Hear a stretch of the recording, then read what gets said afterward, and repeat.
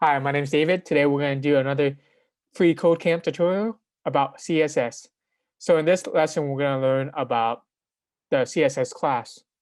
So for this, so previously we changed the style by identifying with the H2, but like there can be multiple H2 in it.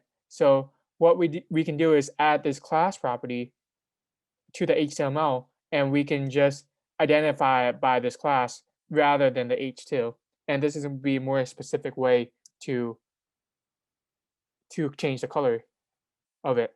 So in this exercise, we want to change the H2 selector to red dash text and update the colors values from blue to red.